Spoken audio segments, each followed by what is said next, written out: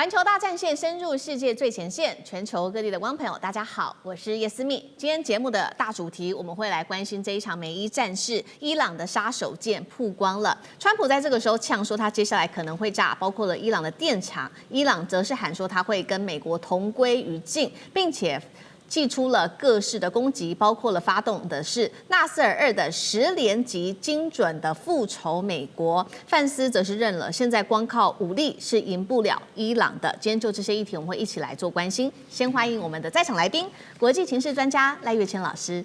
主持人好，觀眾朋友大家好。清華大學講座教授張延廷張將軍。主持人好，大家好。陸軍退役少將李正傑將軍。思密好，各位觀眾大家好。好，歡迎觀眾朋友。今天節目開始，記得幫我們按讚，點下這個熱推薦，寫下思密在哪一個城市收看，我會親自做回復，並且加入會員頻道吧。今天的美伊主題，我們趕快來看到3個火線話題。等一下，請來賓幫我們特別做解析。第一個，川普喊話了，他下周再繼續打下去的話，會炸伊朗的電廠、橋梁，現在都已經到這些民用的設施了。伊朗反嗆，他要讓整個中東的基礎設施跟着一起賠賬。美伊衝突進入了全面毀滅戰嗎？第二件事情，伊朗的納斯爾2號連續的10波攻擊，專門打擊的目標非常的清晰，當中包括了美軍的雷達系統、燃料跟指揮節點。美軍的軍費現在已經是燒到了1000億美元了。這場戰爭到底是誰在消耗誰呢？第三件事情，美軍宣稱他封鎖了荷姆茲，但是現在航運的公司是拒絕接受美軍的護航的。伊朗他現在看起來是靠着飛彈、無人機、海上威脅，已經完全突破美國的海上優勢了嗎？今天就這些議題，我們會一起來做關心。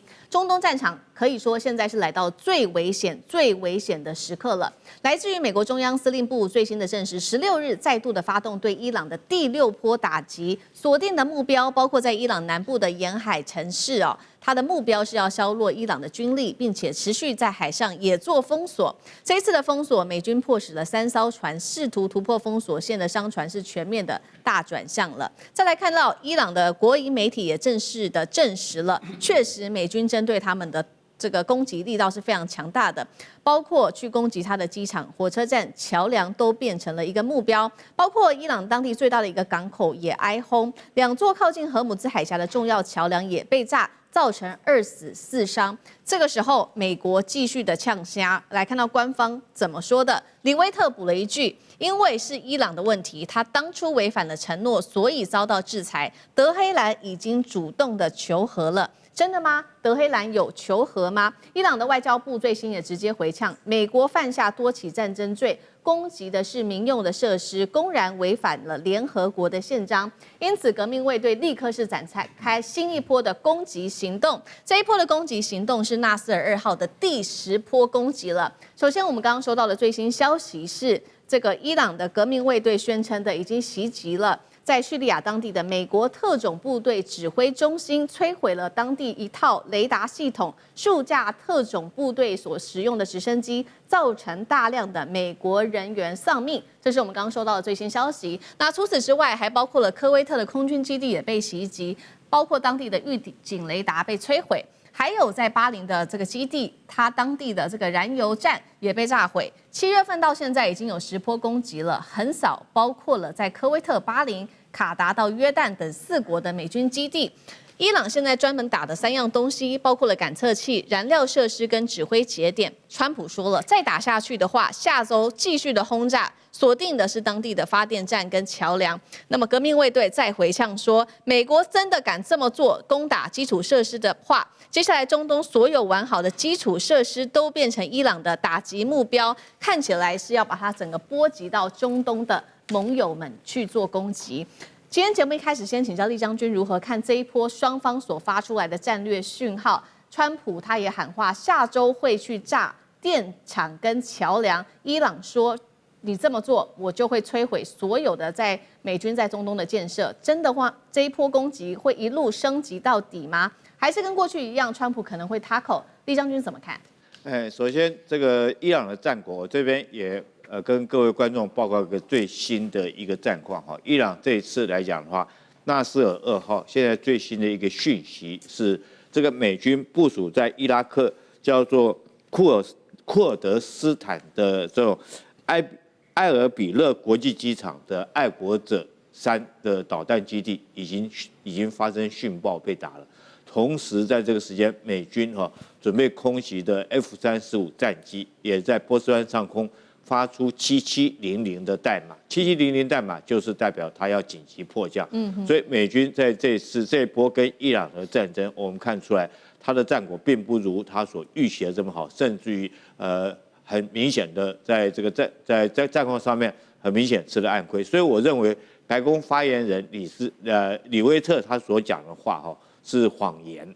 這個現在來講，我不認為德黑蘭會主動求和，因為這場之後的這次的戰爭，很明顯的是伊朗主動求戰，那美國很明顯的是被迫應戰。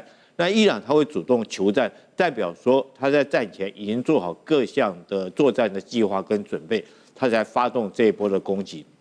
那美國很明顯的是被迫應戰，伊朗是怎麼樣主動求戰呢？他借着攻擊經過荷姆茲海峽的這些油輪，他說你只要不按照我規定的航線來走的油輪，我都攻擊哈。那再說，那他所規定的就是要走他靠近伊朗北邊的拉拉克那個島的航線，但是很多油輪是要走南邊靠近阿曼這個航線，那你只要走靠阿曼的。這個伊朗就發動無人機對你們來實施攻擊跟打擊。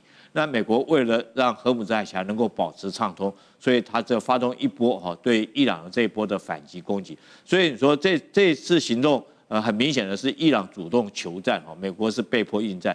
那為什麼我講說美國被迫應戰？因為我們從之前包括到這個伊朗美伊雙方 MOU 簽了協議之後，我們看到美國在很多動作已經做了戰略退卻的動作，包括他將部署在中東地區的 B-52轟炸機這些這個還有在約旦基地的戰機都已經加油機都已經撤回了。另外也看到他將這個林肯號航母向後退了200多公里，這都是報章媒體有披露出來的一個確實訊息。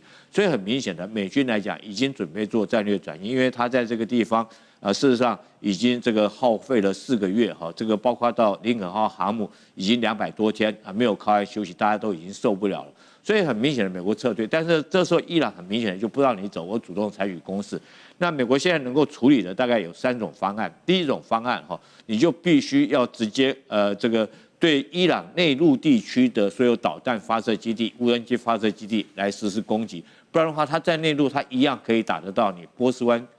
經過荷姆茲海峽船只，它的無人機射程可以高達300多公里導彈射程甚至於上千公里。它要攻擊荷姆茲的這個船只來講的話，事實上是輕而易舉。那我們現在看到今天為止，美國只能對伊朗的沿岸地區來發動攻擊，但是並沒有看到它對內陸重要的導彈發射基地來發動攻擊。是第二個，美國能夠採取的就是要靠地面作戰。如果說你不採取地面作戰來講的話，事實上沒有辦法拔除伊朗這些沿岸的這種對荷姆茲海峽油輪構成這個威脅的這些這個無人機或者是導彈的基地，或者是甚至於無人艇，你是沒辦法拔除的。那你就必須要控制荷姆茲沿海的這7個離島。我們昨天有講過，大不通、小不通和拉拉克這些島，你如果說沒辦法用地面控制來講的話，這些島一直都掌握在伊朗手上，它就隨時可以對通過荷姆茲的海峽來發動攻擊那第3個，我覺得川普可能還有一個選擇就是回歸到談判桌上面來。跟伊朗來進行這個來繼續談判，但是如果說這是對美國來講是損害最少的，你繼續打下去，我們都知道美國現在馬上面臨的國內的選舉，馬上面臨選舉壓力，還有美國這次戰爭這個預算的膨脹聽說將近花了上千億美金，那老百姓已經受不了。所以美國如果說願意跟伊朗談判來講的話，那當然會中了伊朗所望所求，那伊朗會對美國來講的話，在談判桌上面會要的更多，這也是川普到現在為止他進退兩難，他不知道幹嘛，打不下去打你可能沒有做準備，談的話那你必須要這個割更多的肉去餵伊朗，所以說我覺得川普來講的話，現在面臨這個舉步維艱的這個困境。好，所以這場戰事打到現在，從7月份這種大規模的攻擊，現在看起來整體來說，伊朗還是掌握目前的戰爭的主導權。那美國有一點是被迫應付，跟着打下去。那尤其我們也來看到細節，這次伊朗也是鎖定它的目標是非常的精準，它有鎖定它的目標，像是專打美軍基地的雷達啊、燃料設施、後勤節點、指揮中心。那這當中背後的戰略策略是什麼？再來就是剛剛我們收到的最新消息，說這個美軍在敘利亞當地的特種指揮中心也被摧毀哦，一套雷達系統跟數架的直升機等等，這對於美軍的傷害又有多大？那將軍怎麼看？那這一次伊朗大概2個目標，第一個他專門打美軍駐在中東地區的有生戰力，後勤就是有生戰力，因為大家彼此消耗戰，那消耗戰後勤第一啊，把這些不管是它的油庫，或者是燃料，或者是彈藥庫，或者後勤維修中心炸掉，這是有生戰力。後續的有生戰力，美國所能夠發揮就相对有限了。所以你注意看，這個就是它摧毀有生戰力。第二個關通系統，因為關通系統是預警的，那伊朗過來的是導彈打美國，伊朗過來的是無人機打美國基地，那它讓美國在這方面預警能力降低，那怎麼我打你的關通系統，打你雷達站？讓這一方面呢沒有辦法能夠充分的能夠掌握預警，那你的整個的作戰的預警時間跟空間就很短暫。再來就是說，那這個關通系統也包括了作戰指揮中心，這個是指揮管制。那指揮管制包含縱向的指揮管制，橫向的指揮管制都會受影響。這樣美國所能夠發揮的統合戰力，就戰力值就會慢慢下降。所以伊朗它這個就是打了戰略考量是這個樣子。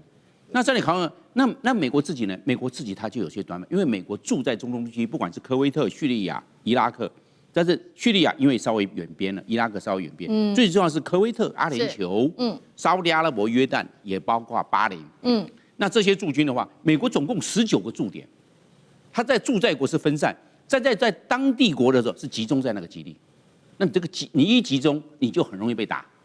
如果你分散的話，我讓你離伊朗，我那麼多那個地方，讓你那不知道你要打哪個是重點，我都分散屯除，保持我這個戰力保存能夠做得很好。沒有，你在驻在國就在這個地方，為什麼？它比較好管理，但是你這個剛好被伊朗專門就打你這個幾個地方。比如說經常提到的這個斯密提到什麼烏代德空軍基地啊，什麼在巴林的什麼第5艦隊指揮中心啊，就是這個樣子，因為你都在集中嘛。那這個集中剛好就被打。那美國有3個短板，第一個。人數少，美國在中東的駐軍呢，常態保持5萬人，那有15000人在科威特，所以科威特是最多。你能夠發揮多大戰力？那你就要靠你說你有航空母艦，航空母艦畢竟在阿拉伯外海，畢竟距離伊朗比較遠，戰略威懾能力就會比較弱。第二個，因為過度集中在大營區，那你能夠發揮戰力保存、戰力防護的效果就相對有限。因為你都集中在大營區，這是沒辦法改變的嘛。你現在說我現在要分散，你現在怎麼分散？現在是打仗狀態，你怎麼分散？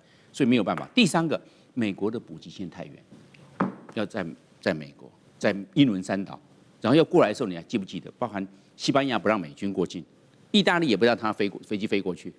那美國補給線太遠了，太遠了，感覺到鞭長莫及。而且會勞師久頓。你在這個狀況之下，所以美國能夠發揮的統合戰力就會相對有限，這也是伊朗看準的地方。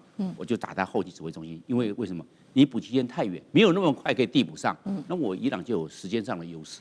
好，但我們也來看到說，現在呢，其實美伊雙方也在力拼的，就是要持續的掌握這個荷姆茲海峽的主導權。那最新消息，我們看到來自於路透社的最新報道說呢，多家的國際航空公司根本拒絕美軍的護航行為哦，甚至有航運業者直接喊出了一句話，他說：“美國似乎無法控制局勢。”好，除了荷姆茲無法控制之外，我們來看到的是，現在伊朗也還沒有祭出他的殺手鐧，包括呢，伊朗的最高指揮部已經畫下紅線了，絕不允許美國介入荷姆茲海峽，這是不可逾越的紅線。那接近胡塞的人也說呢，飛彈跟無人機現在已經部署在曼德海峽附近了，只等待伊朗來命令就會來同步部鎖定曼德海峽。另一方面，美軍的軍費則是持續的高漲，現在最高已經喊到軍事支出是達到1000億美元，遠超過官方當初公布的310億美元。那賴老師怎麼看？目前包括了航運公司的態度，他們還是不願意買單川普。那川普接下來會怎麼做呢？難道拉着全球跟他一起陪葬嗎？還是想個辦法找個台階下嗎？賴老師怎麼看？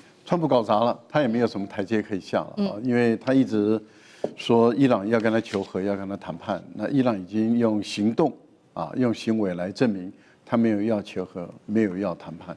為什麼？因為他還是繼續的對美國的軍事基地採取猛烈的打擊，而且已經打到更遠的約旦了啊。約旦在過去是美國前沿基地中的屬於比較後勤補給的一個後備預備隊的一個比較安全的位置，但是在這一次伊朗的攻擊，很明顯的你已經看到了，它遭受到猛烈的打擊。這個對於美國來說是噩耗，是壞消息，因為 F-35也好，或者其他的指揮中心、雷達，因為過去的 SAR 系統就是裝在這個地方來保護它的大本營的安全，但是很明顯的現在已經被突穿了，被打了。所以對美國來說，當約旦被打的時候，其實對他來說，比科威特、比巴林、比其他的所謂的第5艦隊的司令部被打，其實這個消息還要嚴重。對美國來講，這個事態更加的嚴重，是因為那些很早就被打了嘛。對。那軍隊也已經有生戰力也已經是轉進了，撤到其他的一個地方去。可是問題就在於約旦呢，約旦相對來講過去是比較安全的，但是現在已經遭受到這個伊朗的攻擊。美國現在在研究的是伊朗是透過什麼途徑來對它進行攻擊。好，既然美國沒有辦法逼的這個伊朗求和，伊朗也沒有打算要求和，那雙方就僵持在這裡，那川普就搞砸了。所以現在還是需要第三方出來斡旋。可是問題就在於川普的沒有信用，那怎麼去斡旋呢？也就是說，你明明簽了 MOU 這個備忘錄，那怎麼你還開火呢？那你簽了 MOU， 你還開火，伊朗反擊，你又加碼，伊朗再加碼，所以整個過程中就是你美國搞出來的嘛。那你美國搞出這個玩意來，你今天卻要伊朗來主動跟你說我來求和進行談判，這個緣木求魚，不可能的事情。那不可能是怎麼辦？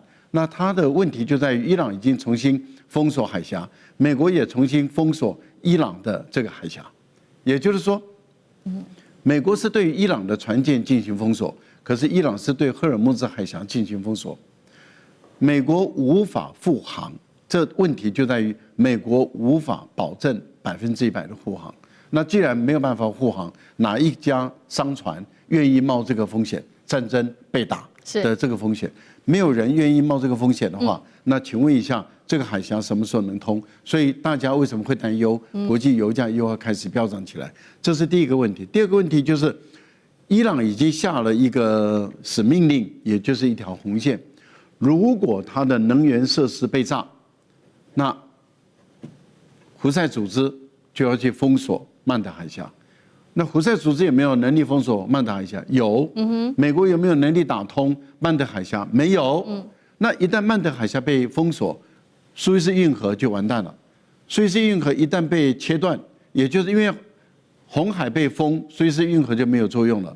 一旦沒有作用，那你歐洲的產品，尤其是南歐的意大利等、希臘的這些產品，你怎麼出來？你就只能夠從西班牙這邊出來繞一大圈。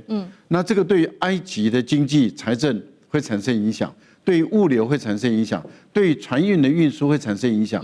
這些地緣政治產生的變化其實是很巨大的。問題就在於你川普有沒有能力解決？沒有，你只會搞砸事情，你根本沒有能力解決問題。好，謝謝賴老師。那我們休息一下，馬上回來。觀眾朋友們，我們要開會員頻道啦！因應呢美中、中東還有印太的亂局，你看到的是新聞，我們看到的是背後誰在操控這個世界。加入會員可以取得獨家視角的通行證，你將優先取得更深的觀點判讀，包括了核心真相分析、歷史脈絡拆解、局勢推演邏輯。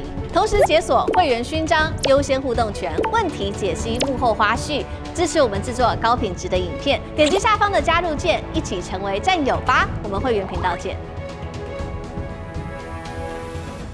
川普在打中國牌，這一次呢，他面對的問題就是期中選舉的壓力現在升高了，還有包括他在美國自己內部的民調，跟他在處理伊朗的問題上造成非常大的問題，所以呢，他現在急速要唯我能壓制北京的這種強人形象，給自己美國國內的民眾看。所以呢，包括他現在最新在今天早上，他控訴中國大陸介選，甚至說要封殺來自於中國大陸的記者等等，卻遭到習近平反拿捏嗎？今天就這些議題，我們會一起來做關心。美中的新一輪政治攻防，我們要來趕快看到，就是在台灣時間今天早上，川普發表的這一場最新的演說，一開口其實也不意外，總共只有30分鐘。美國總統一開口就說呢，美國的經濟已經重回正軌了，美股現在正在歷史的高點啊。他說，在他任內，現在呢經濟好得不得了。那麼他話鋒一轉，也在批評中國大陸。他說呢，北京啊是否有介入介選呢？他曾經在2020年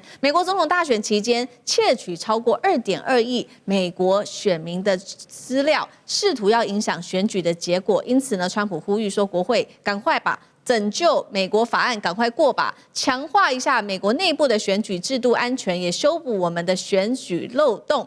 除此之外呢，他再度的收緊對於中國大陸的各種限制，包括未来呢，他有特別強調最長期限，也就是這些中國大陸的記者在美國待的最長期限只能有90天。那他也另外說了，其他外國學生啊、文化交流的訪客啊等等，都要做一些比較嚴厲的收緊措施哦。那麼表面上，川普再次的將中國定調為最大的戰略威脅，但是問題來了，現在大家也在看說，為什麼你嘴巴上喊話說這個中國大陸的威脅等等，但是卻不敢升高對於中國大陸有實質的制裁行為呢？尤其是在這個稀土方面，美國政府指控說中國大陸為履約出口稀土，但是呢，我們看到川普至今保持噤聲，不敢對中國有任何的動作。那專家也就在特別解析了，是不是因為呢9月份的習川會即將要到來，所以呢要保留這個給中國一些的餘地，不願意讓這個關係失控，免得未來美國還真的是拿不到任何的稀土了。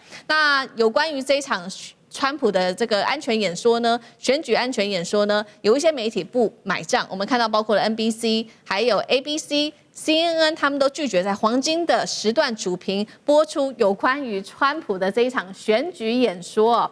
那麼 CNN 也特別做了一個諷刺分析，說川普過去多次質疑美國大選的結果，尤其是在2020年當時敗選之後，拒絕承認結果，試圖用法律啊、政治手段推翻選舉，最終才會引發當時在2021年爆發的美國國會暴動的事件。好，所以今天節目一開始特別請教賴老師怎麼看？其中選舉逼近，現在呢，川普可以說內外交迫，可不可以說他故意來借由所謂的中國牌來化解他目前的政治危機？那川普也指控中國大陸竊取了2.2億選民的資料，那老師怎麼看？我覺得川普在打預防針，在為他的期中選舉的敗選在打預防針，想把這個責任推到中國大陸的身上。但是我覺得美國選民不買單，美國的情報單位也不買單，美國的輿論界更不買單啊！因為這一次我們可以看到，美國的主流媒體不太願意把它登在主要的版面，而且不太願意把它放在它的黄金時段裡面來播出。這代表什麼？美國的主流媒體對於川普的這次的演說並不買單。第一個。第二個，當他演說一結束，第一時間很多媒體就開始拆他的台了，還不需要中國大陸出手，美國的媒體自己拆他的台。是為什麼？因為美國媒體馬上把 CIA 的正式的官方的調查，在2021年的調查報告拿出來，也就是說，中國大陸沒有介入美國的選舉。2021年一個非常正式的官方的文件在國會，因為這是要負法律責任的，說中國大陸沒有介入美國總統的選舉。這是這個美國最早的時候的，我們看到美國的主流媒體就已經把這些情報單位的訊息跟川普的指控把它擺在一起了。然後接着媒體就問說，你指控中國大陸有介選？這很有意思哦，是美國的以前的仇中反中的媒體在幫中國大陸說，你既然指控中國大陸有介選，請你拿出證據來。結果他說川普完全沒有拿出任何證據。那這一點對他們來講的話 ，CIA 之前說沒有，他是有官方的報告的。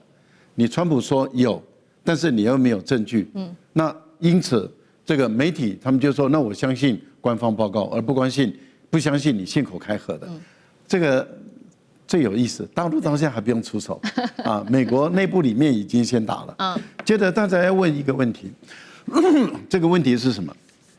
美國總統川普在2020年的時候，他是總統還是候選人？他是總統又是總統候選人，可是他更重要的地方是他是現任的總統。他既然是現任的总統，所有的情報機構都掌握在他手中，除了有情報總監以外，CIA 直接向他負責，FBI 的局長直接向他負責，國土安全部的部長直接向他負責，還有這個國防部的軍事情報局直接向他負責。換言之，這裡就是說，美國的所有的情報系統都直接向特朗普負責。川普每天上班的第一個工作就是國家安全簡報放在他辦公桌上，他要先看國家安全簡報，國內外的安全跟美國有關的他要先看，所以這一些訊息都在他辦公桌裡面。但是問題就在於選舉前，他是絕對有權利去動員所有的這個情報力量的，安全力量的。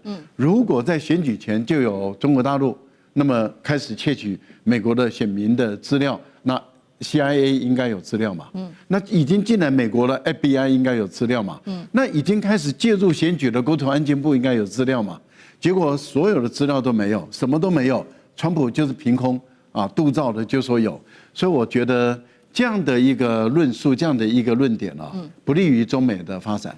我甚至高度懷疑9月24號，習近平會不會到這個華府，或是到這個海府莊園去訪問？這個已經有一個問號了。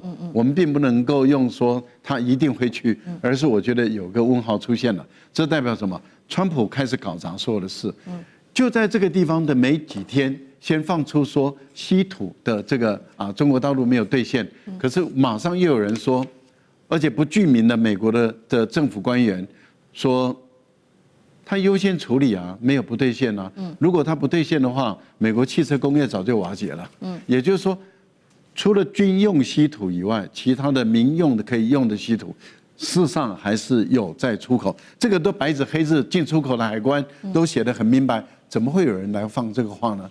誰放話？我覺得要追查這個放話者是誰。我覺得這才是關鍵的要點，因為海關上面有注記，稀土出口到美國有多少，這個是白紙黑字，這是科學證據嘛。好，這個有關於稀土的問題川普也是想說他要好好的處理，就怕什麼呢？就是9月份的時候，習近平會不會就拒絕訪問華府了？那到時候如果真的搞砸的話，是真的美國剩下的這些稀土是完全都拿不到的，這是川普現在所最擔心的事情嗎？那酈將軍又怎麼看？我覺得中國在外交上面已經轉守為攻了，這很明顯。如果說按照美國的學者他所提出的修昔里德陷阱來看的話，他認為說是當有一個新興的強權冒出來的話，跟挑戰舊有的強權，這兩個國家勢必發生戰爭，勢必發生，不敢說一定是軍事上的熱戰，也有可能是包括經貿、科技等等的熱戰。那我們檢視用這個理論來檢視美中兩國，現在不就正陷於一種就是中國可以說是新興的霸權了哈，那美國是既有的霸權。雖然說美中雙方並沒有陷於軍事的熱戰，可是我們很明顯看出來，不管是在科技方面、經貿方面哈，甚至於外交、地緣戰略上面，可以說都互相的彼此在爭鬥之中。所以中國在這方面，我覺得他也改變他的態勢。以前來講，他第一個可能限於自己的這種反擊的工具不足哈，所以他通常都是比較選擇隱忍的方向，然後等待時機到來哈。但是現在經過這麼多年，這些年來，不管我們看到中國在稀土方面，他覺得他掌握到了這個有力的反擊工具；在經貿方面來講，他現在是全世界第2大的經貿體，他現在有這個底氣，所以他現在開始什麼？他開始亮劍。什麼叫做亮劍呢？就是不忍不退不讓啊，這個態勢已經擺出來了。有一句話叫做“打得一拳開，免得百拳來”。你看中國現在在方方面面，在全世界各個方方面面，不管是經貿、科技或者軍事都是採取這對等報復的手段。比如說是美國對中國實施科技方面的制裁，在晶片方面對中國制裁，中國現在馬上利用稀土立刻就反擊美國，這也就是為什麼川普這個現在變成反而是美國必須要隱忍，不然的話，這個如果說美國自己不隱忍，他這個可能中國稀土對他管制以後，他不管是未來在軍工產業或者是新的晶片產業，都會受到很大影響。第二個我講的最明顯的，譬如說日本高市早苗冒的那句話，台灣有事。就是日本有事，我們看到中國不管從軍事上面派軍艦突穿第一島鏈啊，或者是對日本也實施20家企業實施軍民兩用器材的管制出口的管制啊。另外在經貿上面也是一樣，美國對你實施關稅貿易的這種手段之後，中國也採取對等的手段回擊美國。所以現在我覺得中國來講有這個底氣對付美國，那反而是川普為了這次的選舉，他必須要隱忍。好，所以我們一方面也是看到現在美中在這個地緣政治上面的博弈持續的升溫。那就在此刻呢，在持續升溫的同時，現在呢，來自於皮耶最新曝光了一份全球民調，這個民調蠻有趣的就是他這邊調查了35個國家來說這個。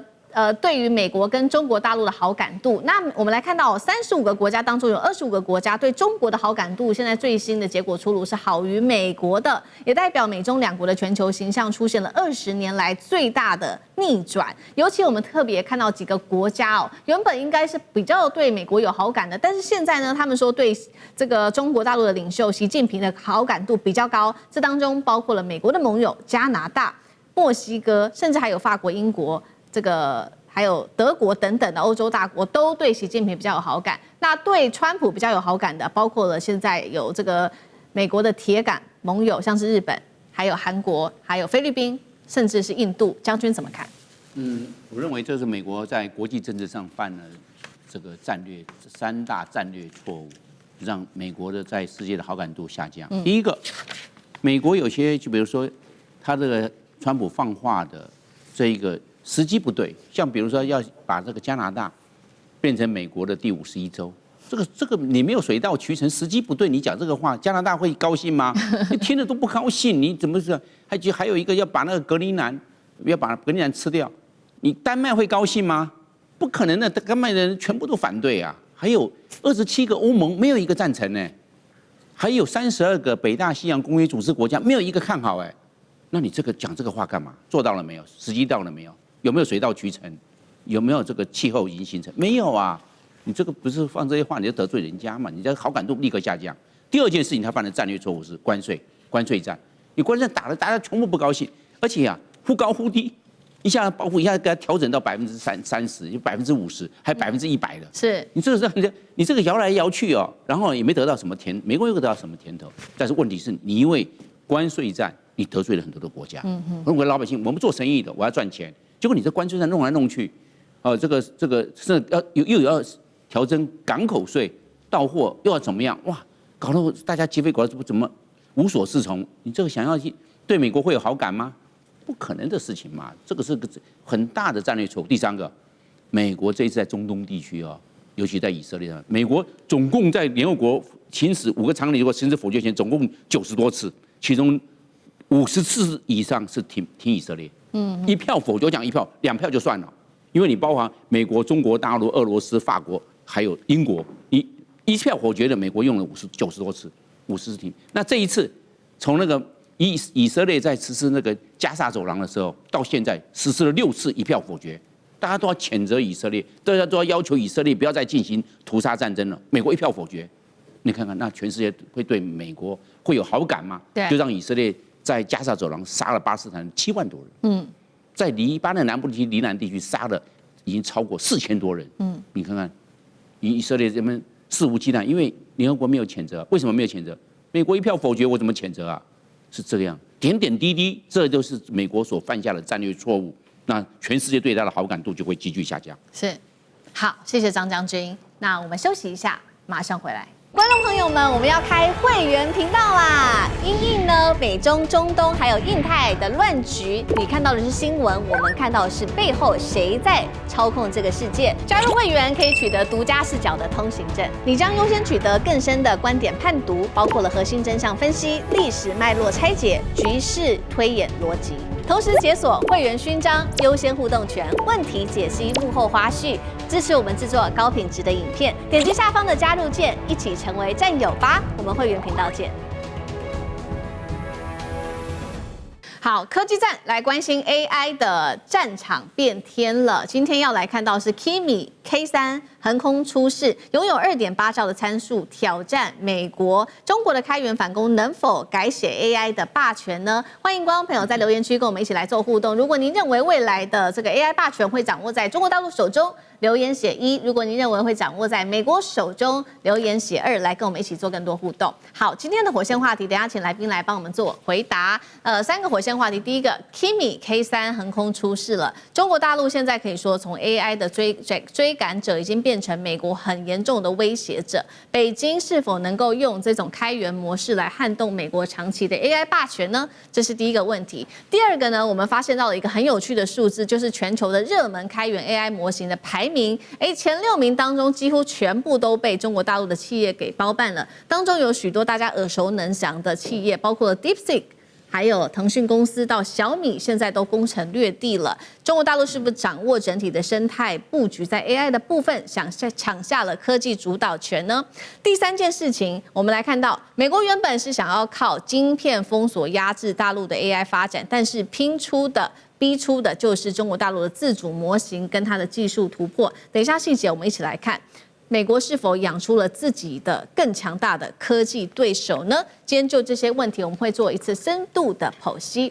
好，人工 AI 智慧戰場現在迎來的新變局，帶觀眾朋友來看看，在過去這幾年，我們都知道，全球的 AI 競賽幾乎都是美國這個科技巨擘在主導，從 OpenAI 到 ChatGPT， 大家都有在使用，一直到後面所引發的是包括了生成式 AI 的革命，許多的這些科技企業也加入一起在這個當中做發展。好，不管是 Google 啊、Meta 公司、Anthropic 等等，都一起投入做 AI。那他們掌握了強大的模型晶片跟 AI 的主導權。但是現在呢，我們今天就是要來特別關注這個引爆全球關注的中國大陸 AI 新創公司月之暗面推出的這個新的模型，叫做Kimi 3，好，有幾個重點，它就是擁有2.8兆的參數規模，是全球，重點來了，它是全球最大規模的一個開源 AI 模型之一，瞄準的就是美國的頂尖 AI 企業，甚至有沒有可能超越呢？等一下我們一起來看，那它有哪一些比較好、比較特殊的能力？包括了它瞄準推理，還有程式開發能力跟企業應用可以做比較好的應用哦。所以今天節目一開始，我們請教將軍怎麼看了 Kimi K3，號稱是全球最大開源模型，可以解讀說中國大陸的 AI 已經追上美國，甚至是這個差距已經到非常小了嗎？李將軍怎麼看？Kimi K3 哈，這個橫空出世，它是這個開源的一種模型啊。中國大部分的 AI 都是開源的模型，那美國還是堅持走它所謂的閉鎖式的一種模型。那2個國家之間 AI 的發展、企業的發展差別在這邊。那為什麼我個人是認為說是 Kimi K3 出世之後，那極可能會取代這個美國的 AI 霸權？為什麼我這樣講呢？首先我們要先了解什麼叫做開源模型。開源模型它就是開發者將它所這個人工智慧的模型裡面的一個程式碼，還有它的訓練權，這些重要的資料公開。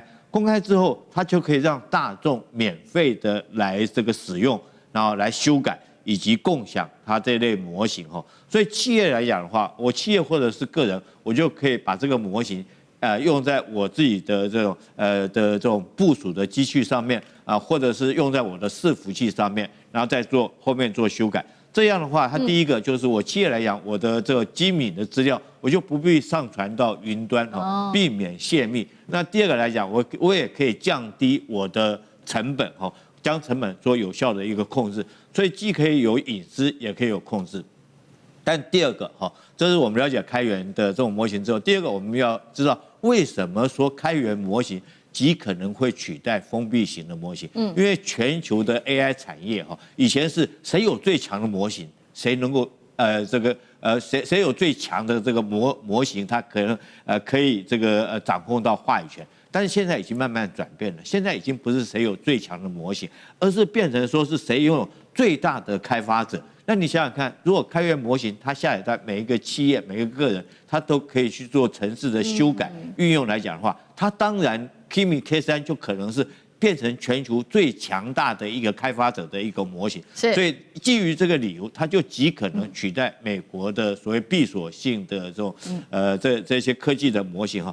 第三個來講的話，我們看到其實是價位方面來講的話。當然哈，你可以說這個中國的這種開源式的模型，它的所擁有的這種token 的這種使用的費用是低很多，將近是比美國。我舉個最簡單的例子，比如說 DeepSeek 跟 OpenAI 來做比較的話，Open 同樣都是100萬個輸入來講的話，哈 ，DeepSeek 它只要0.09美元，那這個輸出的話是0.18美元，所以說這個那 OpenAI 來講的話。它的輸入100萬 token 是5塊，跟這個輸出是30塊，兩者價差，一個是這個輸入來講到達55倍，輸出來講到166倍。那光價錢來講的話，你知道這個你要去用一個模型，你就必須要去付費嘛。那這個價位來講就差很多。其實最可怕的不是這個 token 你輸入多少錢，是不斷的你知道我們現在要求的這種 AI，它要求它做的東西越來越多，所以你必須要給它更多的參數，讓它有更多的去計算。在這種狀況之下，包括我舉個最簡單的例子，包括 Uber， 它4月份它光用 AI 來講的話，它的已經把4個月已經把1年度它公司裡面 AI 的預算全部都消耗光了。那它還有能力再做剩下8個月嗎？所以我覺得在這種狀況下，這個中國的這種模型 AI 企業，它第一個哈，它可以開源式，可以變成一個開發者所共享的一個生態。那第二個來講的話，它也比較便宜，讓企業可以用得起。所以未來極可能哈，中國的開源模型這個會取代美國的 AI 霸權。好，所以將軍認為中國大陸的開源模型未來有機會取代美國的 AI 模型。那幾個重點包括了講到隱私性嘛，比較具有隱私性。那第二個還包括它比較方便企業去做使用。最後價格的部分，其實呢，這個也有做了一個最新統計。如果以整體 AI 的價格來說，它只有美國的模型的1/10不到而已，而且就能夠完成這些高價模型才能夠完成的任務。那最先我們來看到數據，確實就是因為大陸掌握了這些優勢哦，所以它的開源模型在全球的下載量正式出爐了，數字高達了超過40%，而且呢，在這個全球熱門的開源模型當中，前6名幾乎被中國大陸所包辦，當中包括了騰訊、小米、DeepSeek 跟 MiniMax、智譜等企業。賴老師怎麼看？我們先來看看美國自己本身的 AI 的工作者啊，有多少人使用中國的 AI 啊？60%，這個是很驚人的數字哈。也就是說，美國的硅谷的這些工程師，因為他們是高端的，他們不是我們是很低端的啊，所以我們用的是免費的。那像我兒子他是高端的工程師，他用的是非常尖端的，可是他不會只使用一個國家的，也就是說他不會只使用美國的，他也用中國大陸的。那他本身跟我交換了很多意見，有關於中美之間的這個 AI 的模型，他們的演算的一個方式。對於一個這種工程師來說的話，他們當然思考的一個就是美國的閉源使他們覺得不安全，因為它隨時可以關掉。而中國的開源，因為它把它的基本的架構開放給你，所以他們可以進入基本的架構裡面來自己編寫，所以對他們來講是安全的。是，因為你是提供給我，也就是說你把架構鋪好了，然後你給我用，那所以我隨時可以改，改了以後就是我的了。好。所以对於他們來說的話，他們當然就是不會只依賴一個，他們是多方的使用。可是對我像我這樣的一個這麼低階的 AI 的使用者來講，那我要使用1個、2個，還是3個，還是4個啊？我當然會考慮到一個問題，就是說我的工作是什麼？我會比較多使用哪一些這個 AI 的系統？再來我會考慮到的是多少錢？因為免費的提供給你很陽春，可是你陽春你滿足不了你，你要高端一點點，你要稍微進階，你要開始付費了。可是你看中國大陸的價格是這樣子，中國大陸的價格是白菜價的，有 DeepSeek， 我給你通吃了，中價位的也有，高價位的就是你剛剛講的 Kimi K3，啊，它是走高價位的。那換言之，也就是說，它都有個對標的。Kimi K3它對標的就是 Open， 啊，它就是對標 Open 或者對標我們講 GPT 啊。那它對標的情形下，它的價位只有它的1/10而已，1/5或者1/6。那這樣的一個價格是高階的工程師他的有限的預算中，例如說我的公司規模不大，那我的 AI 的預算有限，那請問一下，我要買你美國的還是要買你中國大陸的？當然買你中國大陸的嘛。所以我個人是覺得說，當這一些大陸的 AI 的產品，它的效能跟美國並駕齊驅的時候，那大家馬上看到的，那就是價格的問題，就是我們所謂的性價比。現在大陸在效能方面是跟美國並駕齊驅，因為這次的 Kimi K3被演算出來，是發現跟 GPT 是並駕齊驅的，可是它的價格只有它的幾分之幾。那你看誰會佔有優勢？而您所看到的目前的中國的 AI 前幾位，因為像這個 Anthropic 那也落後了嘛，也都墊後了，這代表說美國的那幾家公司無法跟中國大陸的那前6家的公司來競爭了。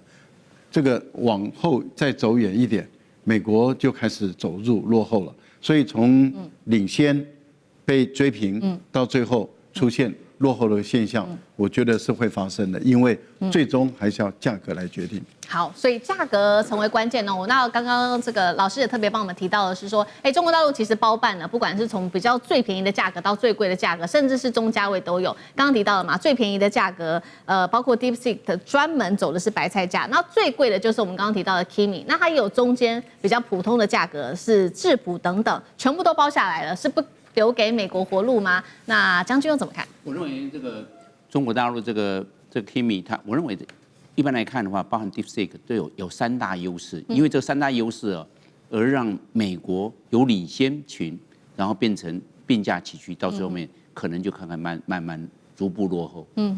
那我們可以看這個，第一個開源優勢，因為開源了，你問什麼問題給他啊，他也成長了。你加個，你又對他有什麼建議，他又成長了。它就一直是在吸收，一直在膨脹，一直在長大。對，那它會越來越聰明。那這是開源的優勢，所以開源會產生一種滾動式的修正。那滾動式的修調之後呢，它會更聰明，那越來越聰明。那這樣的話，你所能夠發揮的功能，所能夠發揮的價值，是不是更大？這是第一個，我在看優。第二個，價格優勢，因為價格優勢它便宜，那便宜之後，你客戶越來越多，客戶越來越多，按照經濟報酬規模。我的價格優勢就出來了，因為大家都在用我的了。我本來剛開始少的時候，我的來源是相對有限。現在我走廣的路線，我走大眾化、普及化、普羅路線，我來贏你，那大家以後都用得起，都買得起，都享受得起。那這個價格優勢就來了，而且會形成良性效益。越多人越用多的時候呢，我價格越低，越低我越有競爭性啊，大家都要来了嘛。那我就坐那邊，我就要負責數鈔票就可以了，因為大家自動就來，因為。價格來吸引，價格是看不見的手，它是一個市場機能決定供需，價格來決定供需的。那價格。第3個，我認為打破英文的優勢，以前都是英文，現在不要了，你一個鍵過去啊，就是變成中文，你一個鍵呢變成正體字，一個正呢又變成我們講到的簡體字，一直變成你一個鍵就可以，那換算不要1秒，0.5秒就唰整個完畢了，好快啊，就好像。翻譯蛙哥一樣，你翻譯蛙哥一樣，就是這樣啊。所以已經沒有英文優勢，慢慢被取代了。為什麼？以前都要英文，你英文好，哇，你好有學問哦。你這個人是個大儒士，是個大學者，好像你英文棒就是代表全部。現在不是了，你英文優勢慢慢被取代，這個 AI 都可以做，你英文優勢不是優勢了，電腦才是優勢。所以我們來看，現在變成怎麼樣呢？我現在這個開源變成我是資料庫，我有指標性。我是共享運算，在我這個大資料庫，我是你的大腦，你來用我的大腦，我是超級廉價的大腦，你來用，你看那這樣子的話，就英文的優勢就慢慢被取代了。所以這3大優勢會讓這些 Kimi、這些 DeepSeek 來看的話，將來的前景是會逐漸凌駕，是凌駕。我們叫凌駕美國這些相關的這些我們講的它的這些大腦系統。是好，謝謝張將軍。那我們休息一下，馬上回來。觀眾朋友們，我們要開會員頻道啦！因應呢美中、中東還有印太的亂局，你看到的是新聞，我們看到的是背後誰在操控這個世界。加入會員可以取得獨家視角的通行證，你將優先取得更深的觀點判讀，包括了核心真相分析、歷史脈絡拆解、局勢推演邏輯。同時解鎖會員勳章、優先互動權、問題解析、幕後花絮，支持我們制作高品質的影片。點擊下方的加入鍵，一起成為戰友吧！我們會員頻道見。接下來關心到中國大陸的稀土核彈引爆倒數，尤其是來自於國際能源署最新示警說呢，6.5兆美元的產業恐怕都隨着中國大陸在對全球稀土的限制而跟着陪葬，甚至可能會動搖歐洲跟美國國家的這個本土的國本哦。那麼川普在這個時候還不敢對中國大陸翻臉，就是因為9月的習川會快要到來了。日本的部分，中國大陸同樣限制這個針對於日本的稀土甚至是氦氣的出口，同樣是沒有牌可以打。今天就這些議題，我們會來做一次深入的剖析。一樣的，我們歡迎觀眾朋友來做留言。如果您認為中國大陸這一次的稀土牌如果能夠重傷美日，那麼留言寫1；如果您認為還要持續觀察這個後續的效應，留言寫2，跟我們一起做一次討論。好，一顆比飛彈更狠的就是稀土核彈了，現在正在倒數。尤其呢，來自於國際能源總署最新發出了一個示警，他說呢，接下來啊就很害怕的是中國大陸再繼續的全面恢復對於稀土出口的限制，影響的会是全球的下游產業，尤其他也點出了一個具體的數字，就是6.5兆美元的產值都會受到衝擊。這當中包括了這些高科技產業啊、國防工業，都因為沒有稀土，必須要被迫停產。那麼美歐會承受將近1半的衝擊，甚至是動搖國本。而為什麼國際能源署這麼的擔心呢？因為我們要看到中美的稀土管制休戰期只會到10月份就會到期了。換句話說，如果中國大陸繼續的在10月份之後加強對於這些美國的供應鏈再祭出更嚴厲的報復的話，那麼美國恐怕會撐不下去了。尤其現在呢，中國大陸在過去這1年仍然是掌握全球90%以上在稀土的，包括分離啊、提煉、精煉、磁鐵加工的技術。那所以呢，我們來看到具體對於產業的影響性是什麼？這一位就是實業家了，美國稀土新創的這個執行長，他叫做邁爾斯。他特別說到，現在市場其實是極度的恐慌的。他提到有許多的公司在示警說，再拿不到稀土，耶誕節前呢，他們的產線就要完全的停止了。那這位執行長也特別提到了幾個在美國喊苦的這些關鍵產業，不管是在國防產業或者是汽車、半導體產業，他說都已經在瘋狂詢問現在的供應情況了。更危險的是，我們看到了稀土的價格也受到了非常嚴重的衝擊，尤其是氧化鋰在中國的報價1公斤只要7.88美元，但是我們看到歐洲啊，現在已經飆破了1175美元，價差高達了150倍，引發高度的恐慌。而為什麼現在美國呢，看到這個稀土中國大陸掌握住，而且他們還抱怨說中國大陸給的不夠，但他們也不敢怒哦。原因就是因為現在川普很擔心，會不會9月份這場習川會這個影響到這個習川會的舉行。那麼如果沒有辦法讓習近平主席去訪問華府的話，就會影響到川普接下來的期中選舉了嗎？現在另一方面，歐洲也想辦法要自主化供應鏈，所以成立了緊急應變小組，也就是針對這個稀土問題啊。中國大陸現在靠着這一把這個叫做達摩克利斯之劍，就掌握更高的籌碼嗎？賴老師怎麼看？我覺得美國的政府，川普政府的內部人員啊，這個胡說八道啊，就睜着眼說鬼話啊。為什麼直接說睜着眼說鬼話？因為他有另外一個官員說啊，放話的那個人根本不懂的狀況。他直接批評說放話給媒體的那一位也是不具名的美國官員根本不懂的狀況。因為當時在2025年10月，習川會見面1個多小時，大概1個小時40分鐘，雙方達成了一個協議。這個協議就是雙方的貿易戰再暫停1年，就是到今年10月。稀土這個部分，那麼中國大陸並沒有完全禁止出口給美國，但是要遵守中國大陸有關於稀土的管制規定。這是講得很明白。所以白紙黑字中就沒有談到有關於稀土的處理問題，因為稀土的處理問題當初講的就是要尊重中國的稀土管理規制，而中國的稀土管理事實上經過國務院批准公布實施的。那它的規定是怎麼樣呢？第一個就是純軍事的是不可以有的，因為避免你拿去做軍火，為禍全世界。所以中國大陸就比照美國，對於若干的這些物資會用在軍事上的這些物資實施禁止管制出口，這是第一個規定。第二個規定就是軍民兩用的物資要經過審批，也就是說你這個稀土可以用在軍品，也可以用在民品的，那你要經過審批。然後第三個是純粹民品的啊，就是不會被用在軍品這個部分的純粹民品的，那當然可以出口。而純粹民品的出口，你必須要向中國大陸報告你的流向跟使用量多少。也就是說，你每一年你進口多少稀土，你用它來做什麼，做出來多少，你使用多少，你要跟中國大陸報告，因為這是它的一個管制規定嘛。那這個規定美國也有嘛？那換言之，也就是說，你美國有的制度我也有。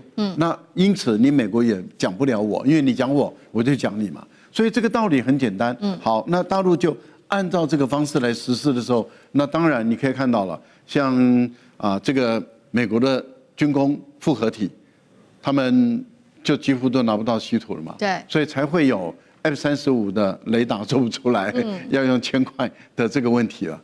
那美國埋怨就是什麼？那就是在創造輿論，想要引導輿論給中國大陸施加壓力。可是我覺得這套方法沒用了。大陸就說你拿出證據來嘛，我們什麼時候說軍用的稀土你可以拿得到？那這個道理很簡單，一拍兩瞪眼。所以我個人覺得美國沒有談判條件了，好，可以了啦。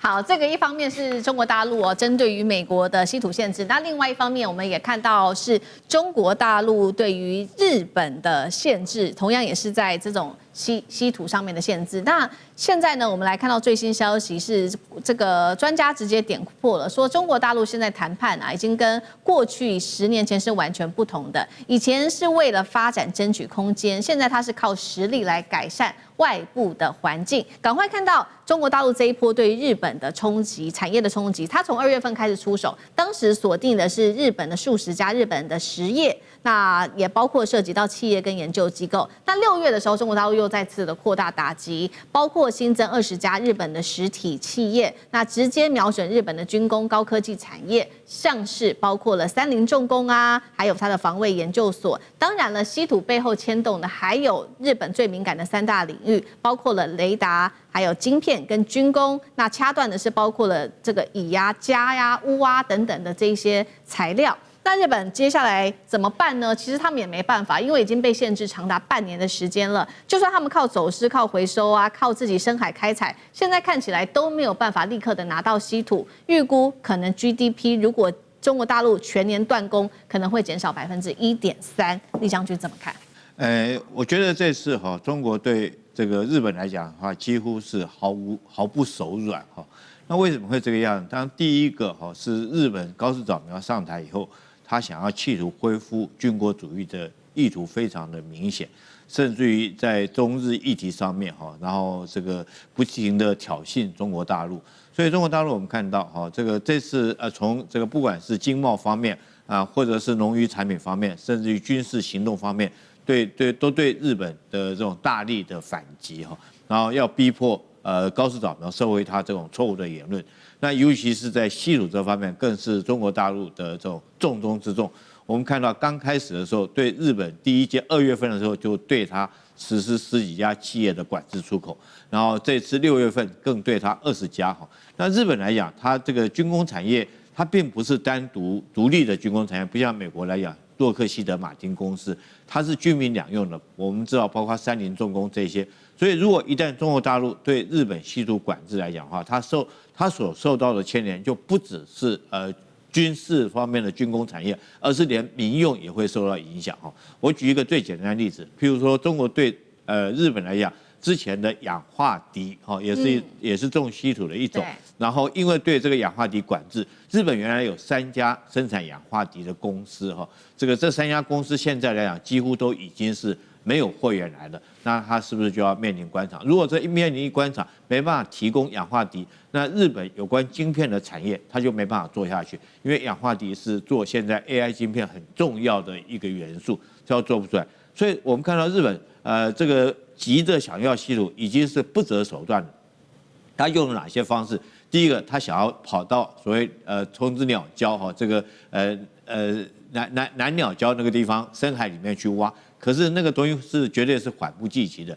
然後第二個你這個就算是你挖出來，這個那你提煉、你運輸都還是一個問題。第二個，他想要從蒙古那邊去找，那更是天方夜譚。你外蒙那邊你去，你這個土你怎麼樣透過中國大陸怎麼樣運到你日本？你不能用飛機運吧？那成本有多少？第二個方式，他就想要異想天開他從回收冷氣機裡面去拆解，可是回收冷氣機去拆解，第一個，你這冷氣人家在用，你不能把冷氣就直接把它拆下來，你一定要等到冷氣機它受限到了以後壞掉以後，你才能夠去做這些回收了嘛。那這可能是3、5年或甚至於更長時間以後，你才可以有這麼大的量，才可以去收。那第3個就是用走私的，但是沒想到走私這個管道也被中國堵住了。前一陣子傳出說，日本有一些人想要借着走私的方式將這稀土轉運到中國，就沒想到被中國大陸在海關攔截堵下來。堵下來以後，這批人聽說現在等着這個被查辦、被法辦。所以我們看得出來，從這3個動作看得出來，就是日本來講求稀土是非常急迫的。可是中國在這方面，我認為是絕對不會讓。因為你很明顯的，你拿了這個稀土以後，你就要去發展你的軍工產業。我們看到小泉進次郎說要發展他的這種對艦導彈或者是防空導彈等等這些，發展他的武器性能。所以這方面，我覺得中国後來講的話，應該是在這方面是絕對不會讓步的。好，那張將軍又怎麼看呢？我認為日本它會走入這硬撐模式，它這個整個不會做戰略調整，它不會走上道歉模式，跟中國大陸這邊它的外交手段變一個靈活，變成一個能夠走軟的路線。我認為不會，我們可以從3個角度來看。第一個，從歷史的角度來審視。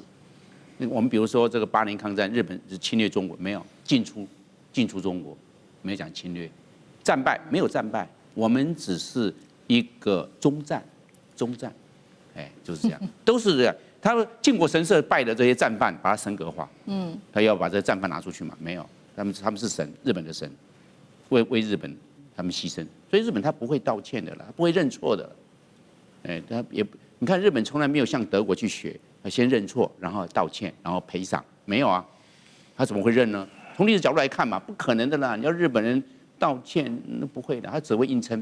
第二個角度來看呢，從地緣的角度來看這個問題，地緣從地緣戰來看呢，他現在拉了來抗中，拉菲律賓進來，就要拉印度，又要拉越南，又要拉歐洲來抗中日本的這個野心是很大的他有認為他會去調整嗎？我認為不會，他甚至要拉了菲律賓來瓜分台灣的經濟水域就是這樣子，他是絕對走到硬撐模式的啦，不會走上一種和解道歉模式，這不可能的啦。這個從地緣戰略，那怎麼辦呢？那這苦撐待變，我們來看呢，第3個，這次中共打巨浪3呢，從淺色的彈道飛彈打出來的時候其實進入日本的時候已經進入太空了，日本還抗議，我說那時候已經在太空中了嘞，已經進入太空了，抗議什麼？在太空中飛，又不是在这個大氣中飛行。